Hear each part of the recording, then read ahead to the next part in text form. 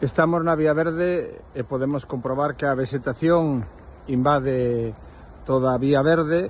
A verdade é que hai unha falta clara de mantemento deste espazo por parte do Concello de Vigo. Temos que estar denunciando periódicamente esta situación. Como apuntaban algúns veciños, estaba máis limpo cando era a vía do tren que na actualidade, algo totalmente escandaloso. Todo isto prodúcese pola falta de mantemento por parte do Concello de Vigo.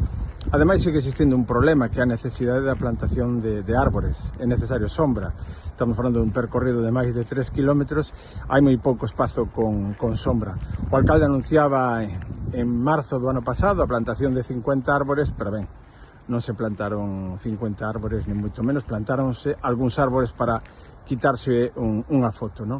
Ben, a falta de mantemento dos parques e dos xardíns, dos espazos públicos, non é exclusivo da Vía Verde. Desde a Asociación Veciñal de Teixa temos denunciado a situación do Parque da Guía, do Parque da Riouxa, da propia Tea.